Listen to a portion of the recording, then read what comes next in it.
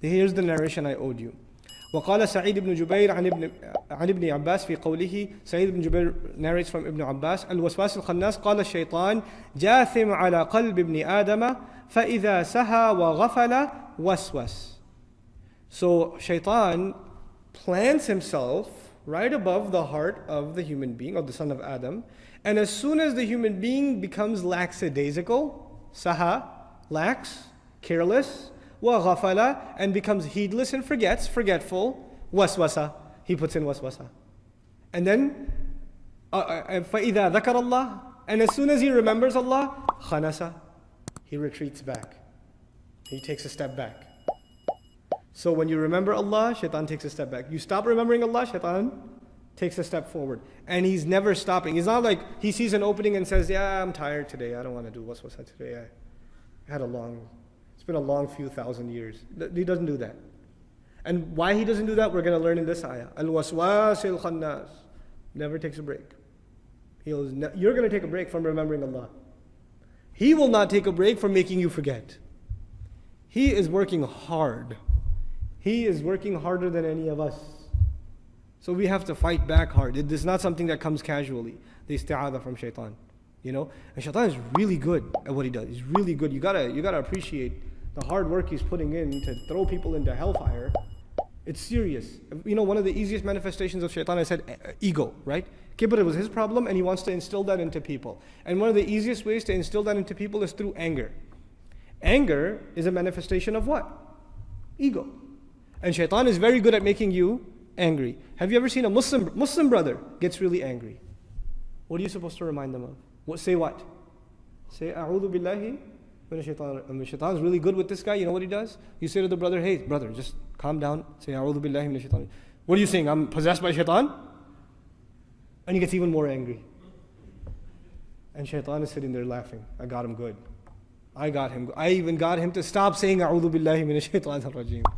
Subhanallah. So he's good at what he does, and we have to be able to, and it takes humility, right? It takes humility to take a step back and say, you know what? Shaitan is whispering. It's not me, it is Iblis that's whispering to me. I need to take a step back and humble myself before Allah and realize that anger is something that is befitting to Allah and is not befitting to me. It is not something I should be taking on myself. So I should take a step back and say, A'udhu billahi minash shaitanir rajim. Another narration. This is a very important narration to understand. And there's so many lessons in this one.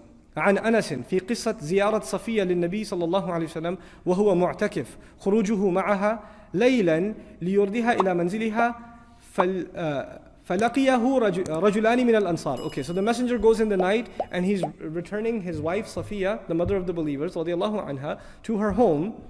And on the way in the dark, they saw two of the Ansar. So here's the messenger, here's his wife, radiallahu anha, and there are two of the Ansar that are walking by. Now, the messenger, ﷺ, tells his spouse to stop. And he tells them to stop. So they stop. And then he says, إِنَّهَا صَفِيَّةٌ بِنْ حَيِّ. He said, this is Safiya. This is Safiya. And the Sahaba are like, why are you explaining to us who that is? Right?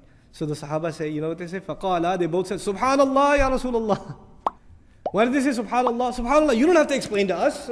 Why would we think that? Why would we think anything wrong? And so the messenger says, Inna shaytana yajri min ibni Adam majra dam. Shaitan flows in the son of Adam like the flowing of blood.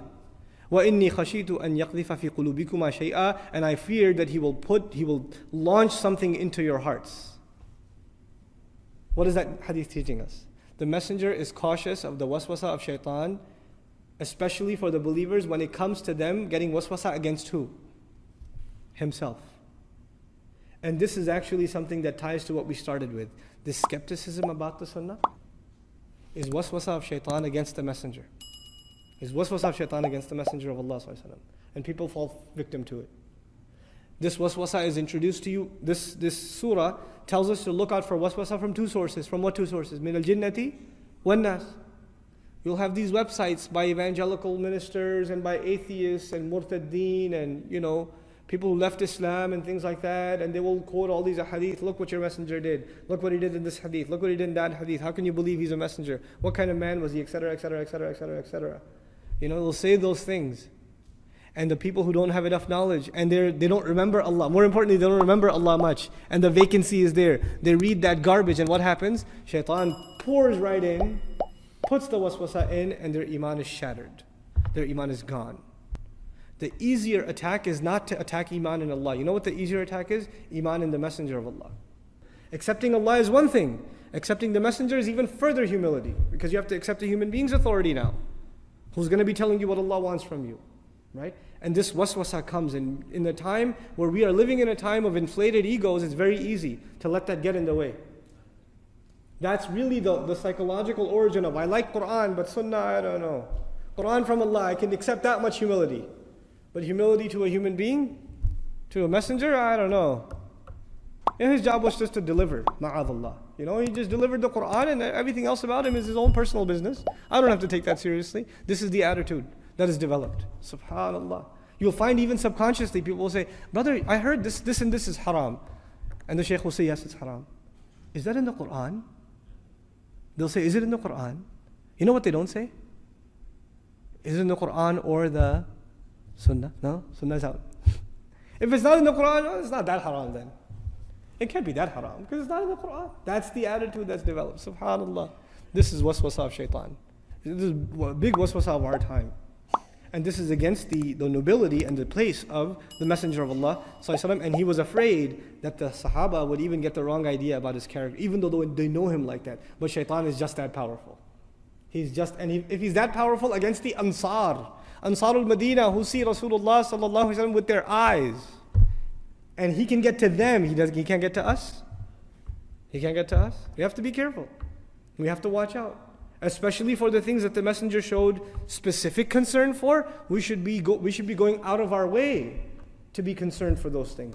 The isma, the nobility, and the honoring of Allah's Messenger and His place in our iman, in our aqidah. You know, you say something inappropriate about Allah's Messenger, all of your iman's gone. All of it's gone. All of it.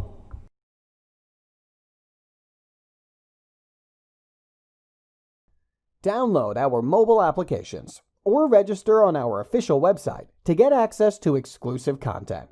Links given in description of video.